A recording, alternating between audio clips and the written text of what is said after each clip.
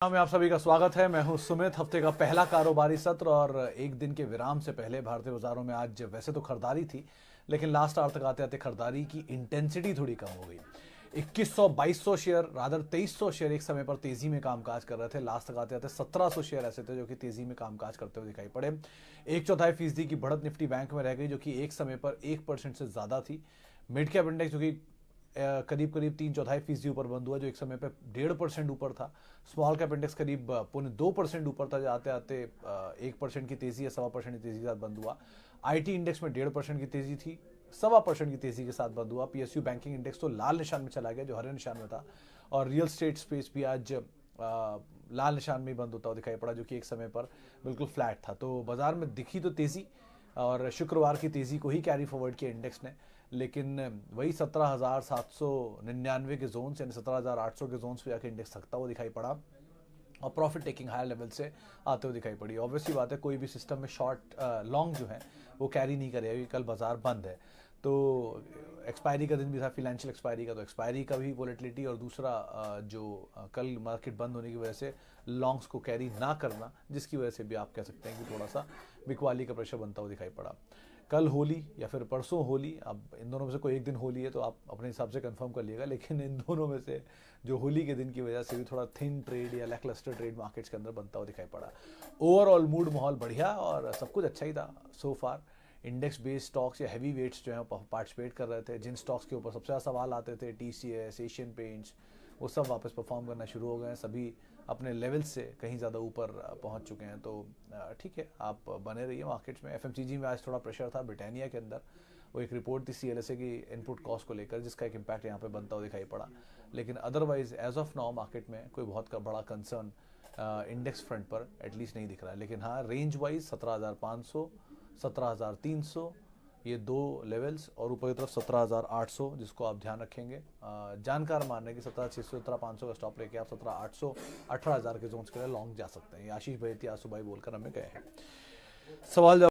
दोस्तों, अगर आप बाजार में अपना पैसा इन्वेस्ट करना चाहते हैं तो अभी जुड़े एंजल ब्रोकिंग के साथ में, क्योंकि यहाँ आपको मिलती है एक अच्छी एडवाइस और भरोसेमंद सर्विस, और यहाँ अकाउंट ओपन करना भी है बिल्कुल फ्री ऑफ कॉस्ट। तो आज ही जुड़े एंजल ब्रोकिंग के साथ में। अकाउंट ओपनिंग लिंक डिस्क्रिप्शन में है। आज ही अपना अकाउंट ओपन कराएं। आपका सिलसिला शुरू करता हूं और बातचीत कर लेता हूं कुछ सवालों को लेकर भी। सबसे पहला सवाल जो मेरे पास आया है, वेडनेसडे को छुट्टी नहीं है सिद्धार्थ जी, छुट्टी है कल। वेडनेसडे को मार्केट खुला है, तो अगर आप देश के उत्तरी हिस्से में हैं तो आप वेडनेसडे को हमारे साथ ही होली मनाएंगे, और अगर आप देश के दक्षिणी हिस्से में हैं तो आप कल होली मना लेंगे और वेडनेसडे को आप बाजार देखेंगे। सो आप उस हिसाब से कॉल लीजिएगा, लेकिन बाजार खुला है वेडनेसडे को, ट्यूसडे को बंद है। ओके, और green panel down 30%, current P is 13, median P is 26। What is wrong with green panel? Green panel में डीमर्जर है अग्रवाल साहब, मेरे ख्याल से पहले वो ग्रीन प्लाई से डीमर्ज होकर ग्रीन पैनल निकला था, लेकिन वो डीमर्जर से पहले के चार्ट्स पे देख लिए कि बहुत बड़ा मूव इसमें आ चुका है। और रही बात इंडस्ट्री पी की, इंडस्ट्री पी आप उनके लिए वैलिडेट करते हैं जो कि इंडस्ट्री में ऑर्गेनाइज स्पेस में चल रहे हैं। ग्रीन पैनल के सामने आपको कोई कंपनी खड़ी दिखाई नहीं पड़ेगी जिससे आप उसका कंपैरिजन करने जा रहे हैं। सॉफ्टवेयर्स के बेसिस पे आप इसका कंपैरिजन नहीं कर सकते ना। आप से फॉर एग्जांपल आप एशियन पेंट का कंपैरिजन करेंगे पेंट में, तो फिर भी आपको पीयर दिखाई पड़ेंगे, बर्जर, कंसाई या बाकी पेंट कंपनियां। लेकिन ग्रीन पैनल के सामने आपको कंपनी एक दो दिखाई पड़ेंगे, वो भी कोई ऑर्गेनाइज नहीं है। तो जहाँ पर कंपैरिजन वही करेंगे आप जहाँ कोई पीयर कंपैरिजन हो, लेकिन यहाँ कोई प्योर पीयर कंपैरिजन नहीं है। सो इस हिसाब से आप कॉल लीजिएगा। दूसरे तेज़ी दिखा चुका है डीमर्जर से पहले, तो थोड़ा हल्का हो रहा है, होने दीजिए। वॉल्यूम थिन है तो थोड़ा ध्यान रखिएगा इस चीज़ का। इनकी मैनेजमेंट से मैंने बात की थी तो उन्होंने बोला था कि मार्जिन अच्छे आएंगे, थोड़ा डिमांड अच्छी है, रियल स्टेट से पिकअप आ रहा है। लेकिन अगेन एक ही कंसर्न है कि स्टॉक में वॉल्यूम बहुत कम होता है। वन, तो आपके अटकने के चांसेस ज़्यादा होते हैं। टू, आप अगर जाना चाह रहे हो तो ग्रीन प्लाई ज़्यादा बेटर ऑप्शन है दोनों में, पैनल प्ले प्लाई में, क्योंकि नंबर्स पे भी डिपेंड करता है। बाकी आपके पास एग्जिस्टिंग है तो आप होल्ड कर सकते हैं, ऐसी कोई दिक्कत नहीं है उसके लिए।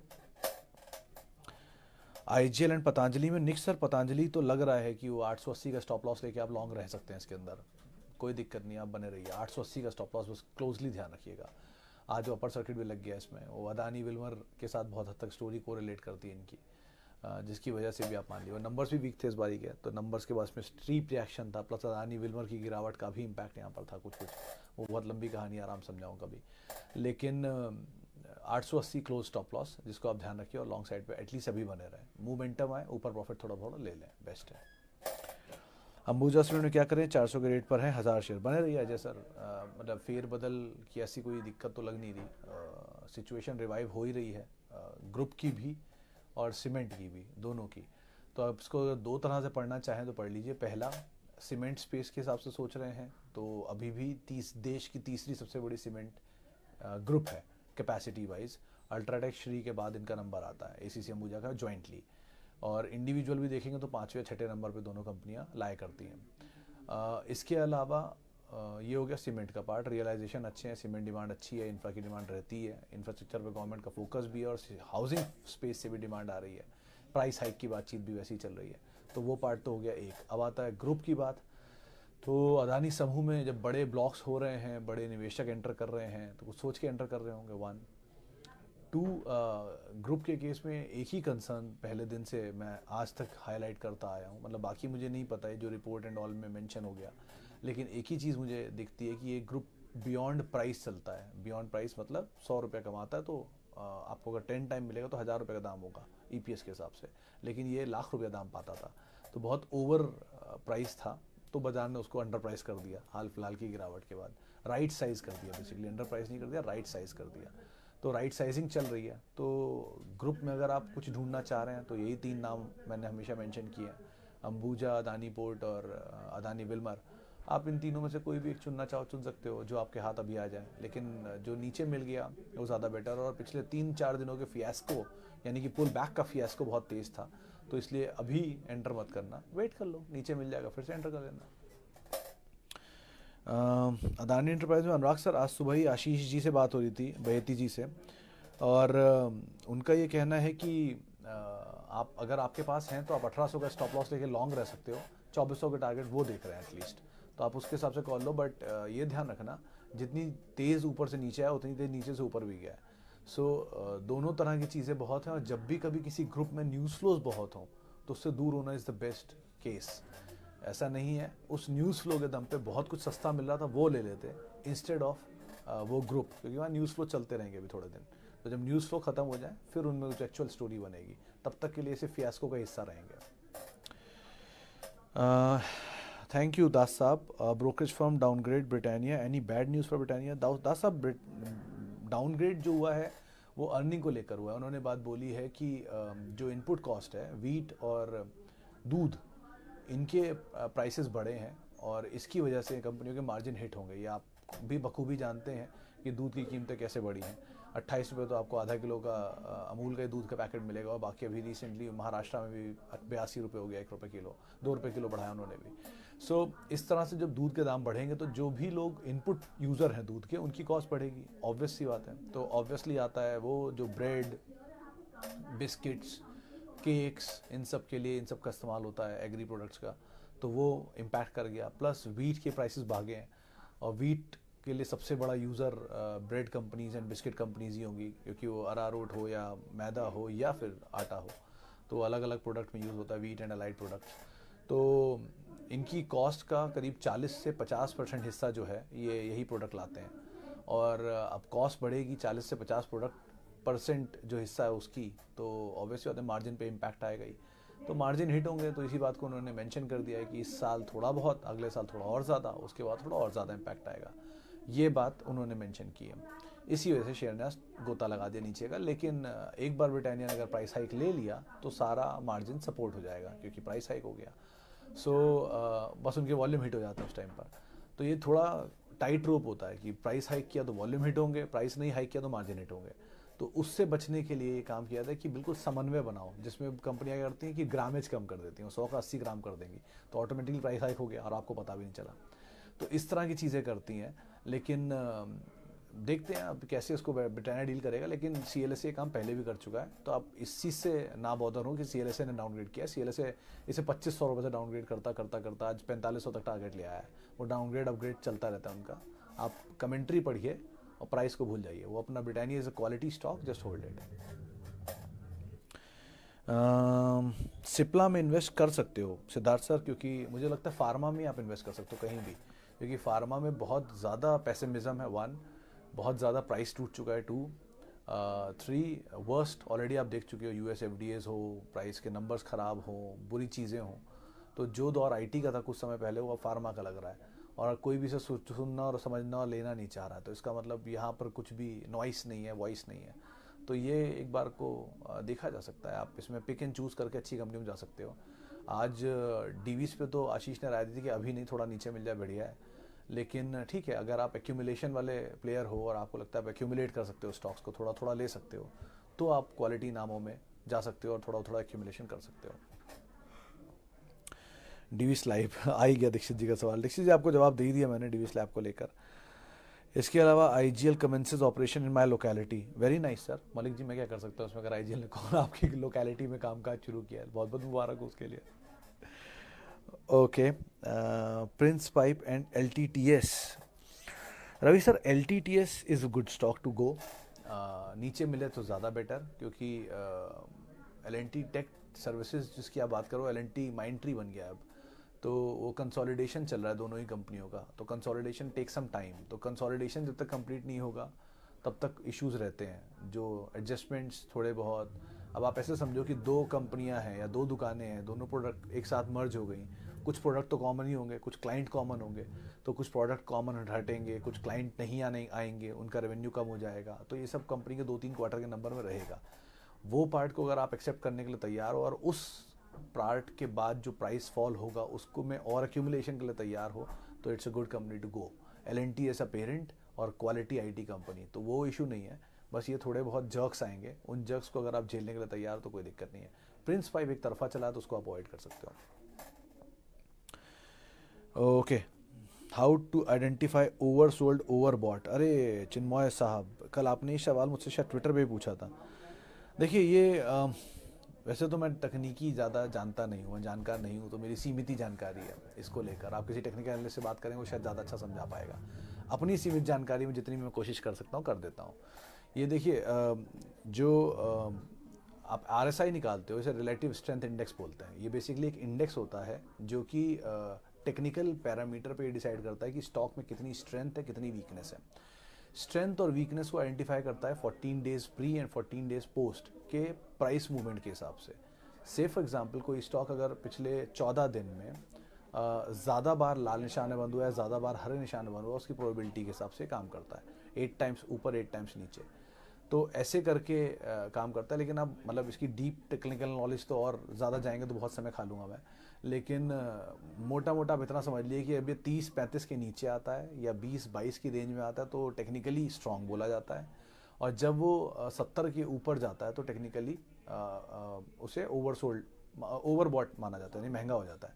70 के ऊपर महंगा, 35 के नीचे सस्ता मानते हैं। लेकिन अगेन यहाँ बहुत सारी चीज़ें डिपेंड करती हैं कि किस न्यूज़ की वजह से वो नीचे आया है, किस फ्लो की वजह से नीचे आया है, किसी ने माल छोड़ा है, कोई FI आउटकम आया है, या ये कंटिन्यूएशन में इसका RSI इतना मेंटेन हो रहा है, या सडन इसका RSI ड्रॉप हुआ है। तो बहुत सारी चीज़ों में डिपेंड करता है। तो अकेला ये सोल इंडिकेटर नहीं है, बट अमंग ऑल आप इंडिकेटर के तौर पे यूज़ कर सकते हो। अगेन ये टेक्निकल एनालिस्ट की भाषा है जो मेरी समझ में थोड़ी कम आती है, तो उसके लिए माफ़ी चाहूँगा।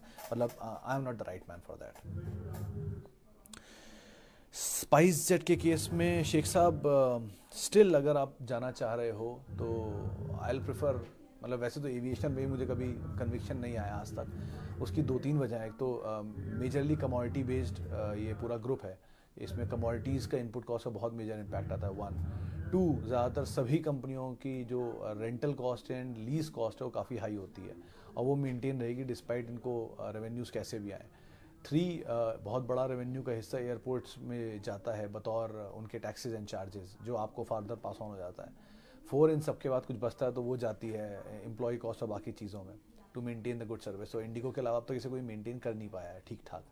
एयर इंडिया कर रहा है, लेकिन वो लिस्टेड नहीं है। सो इंडिगो के केस में अगर आप जाना चाहते हो तो चले जाओ एविएशन में, but again it's a momentum stock. और स्पाइस जेट के केस में क्योंकि वर्स्ट ऑलरेडी ये देख चुका है स्टॉक, तो आप मोमेंटम के लिए अगर इसमें हो तो ठीक है, तो आप बने रहो, कोई दिक्कत नहीं है। लेकिन अगर आप लॉन्ग टर्म स्टोरी तलाश रहे हो तो this is not the right sector for that. तो बेटर ये है कि आप मोमेंटम चेस कर लो, मुंह में पैसा बन जाए, थोड़े दिन बाद निकल जाना। लेकिन क्योंकि ऑलरेडी बहुत बुरा टूट चुका है, लेकिन अदरवाइज में वो मत ढूंढना कि ये बहुत 20 साल की स्टोरी है, 30 साल में मल्टीबैगर बनेगा, वो इस तरह की चीज़ें शायद ना मिले आपको। Okay, how to know Nifty PE, Google कर लिए सागर साहब, निफ्टी की एनएससी की वेबसाइट पे अवेलेबल है, वहाँ पे आप देख लीजिए।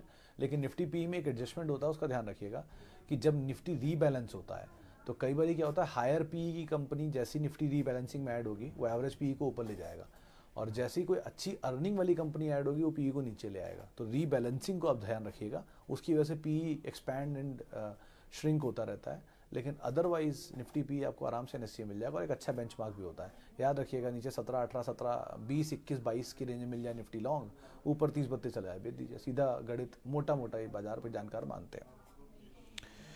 Ion exchange and Hitachi energy for long term. Sir Hitachi already 150 रुपये का 2600 देख कर आ चुका है, उसके बाद आप ले सकते हो क्योंकि इक्विटी छोटी है, बस यही है कि इसके साथ अच्छी चीज़ है। और एक टाइम पे बहुत अच्छी ग्रोथ भी थी इनकी, जब फिर उन्होंने वो अलग अलग कर दिया, पावर बिजनेस अलग चला गया और एसी वाला कारोबार अलग चला गया। तो हिताची दूसरा वाला जो इंजीनियरिंग वाला वो तो बढ़िया है, ये कंज्यूमर ड्यूरेबल वाला थोड़ा कमज़ोर है, इसको आप देख सकते हैं। वैसे आयन एक्सचेंज कंपनी ठीक है, लेकिन एक बड़े रनअप के बाद ही मिल रहा है, सो कूल ऑफ में मिल जाए तो आप एंटर कर सकते हो। बट हिताची में दूसरी वाली कंपनी में फोकस करना, हिताची इंजीनियरिंग वाली बेस पे नहीं। Any stock that is related to fitness in India? देखिए सब फार्मा, क्योंकि फिटनेस एक ऐसी चीज़ है जो कोई नहीं कर सकता। It's a very difficult task, very very difficult task. कोई भी जिम में जाके रोज़ वर्कआउट नहीं कर सकता, और कर भी लेगा 2 साल, 4 साल, 5 साल, 10 साल, 20 साल, इससे ज़्यादा नहीं कर सकता। तो pharma is the best play अगर आप फिटनेस पे प्ले करना चाहते हैं, क्योंकि आप फार्मा तो चाहिए ही चाहिए। जिस तरह की हमारी वेस्ट साइज़ बढ़ रही है, मतलब मेरी मैं कह लेता हूँ, चलिए बाकी का तो छोड़ दीजिए, वो वापस रिड्यूस करना फिर भी पॉसिबल है अप टू अ लिमिट, लेकिन उसके बाद एज के साथ वो बढ़ेगा ही, और जब वो बढ़ेगा विद दिस लाइफस्टाइल तो आपको फार्मा चाहिए ही चाहिए होगा। सो बेस्ट हेज अगर आप खेलना चाह रहे हो फार्मा में, तो आपके पास 3 ही हेज हैं। आप लिकर एंड QSR स्पेस ले सकते हो, 1 फॉर बर्बादी, जो फॉर जो लाइफस्टाइल चेंजेस हैं। Second hospital and pharmaceutical, just to hedge those rising lifestyle या गेटिंग वर्स्ट। और third is insurance, just to compensate those rising medical cost. तो ये 3 हेज बन सकते हैं, बट दैट डिपेंड्स कि आप कैसा सोचते हो, तो उसके हिसाब से आप कॉल लेना। और बहुत लंबी स्टोरी है, क्योंकि अभी India is among the young nation in the world. आप 20 साल बाद जाके old nation in the world बनोगे, तब जाके ये सब स्टोरी प्ले करेंगी। तो उतनी लंबी स्टोरी अगर आपकी है तो बात अलग है, लेकिन अदरवाइज ये थीम बहुत लंबी है। सो कॉल लीजिएगा, उसके हिसाब से पिक एंड चूज़ करिएगा। सर हेल्थ स्टॉक में क्या देखना चाहिए, क्योंकि कंजम्पशन स्लो होने पर खाने में कमी कर सकते हैं, ट्रैवलिंग में नहीं कर सकते। गाड़ी कम सकते हैं, पर ज़िंदा रहने के लिए तो आज इलाज करवाएंगे ही। आपका व्यू सर? सौराब सर, मैं थोड़ा सवाल ठीक से समझ नहीं पाया इतनी जल्दी फ्लेम में, लेकिन एक ही चीज़ समझ सकता हूँ कि अगर आप लाइफस्टाइल रिलेटेड स्टॉक्स ढूंढ रहे हैं तो उसमें आपको उन्हीं स्टॉक पे को पिक करना होगा जो स्टॉक हॉस्पिटल में प्रोमिनेंट हैं, फार्मा में प्रोमिनेंट हैं, और इंश्योरेंस, हेल्थ इंश्योरेंस में प्रोमिनेंट है। बी विद द लीडर्स, क्योंकि लीडर को जल्दी सेकंड बनने में समय लगेगा, और उनको एटलीस्ट रिप्लेस करने से पहले वो खुद अपनी स्ट्रैटेजी को रिवर्क कर लेंगे। सो अकॉर्डिंगली यहाँ कॉल लीजिएगा, लेकिन ये बहुत बड़ा टॉपिक है, तो इतने कम समय में उसके ऊपर बात नहीं कर सकता। बट अर्लियर एक्सप्लेनेशन आप एक बार को उसमें देख सकते हो। चलिए फिलहाल अब इतने सवालों शामिल करूंगा। माफ़ी उन सभी लोगों से जिनसे आज हम बातचीत नहीं कर पाए। बहुत बहुत शुक्रिया उन सभी लोगों का जिन्होंने हमसे सवाल पूछे। आप मेरे साथ जुड़ सकते हैं @सुमित रिसर्च, मेरा ट्विटर हैंडल, और आप ये वीडियो भी वहीं देख सकते हैं। सबसे पहले वीडियो में वहीं डालता हूँ, और उसके बाद किसी भी निवेश से पहले आप अपने वित्तीय सलाहकार की राय ज़रूर ले लें। नमस्कार।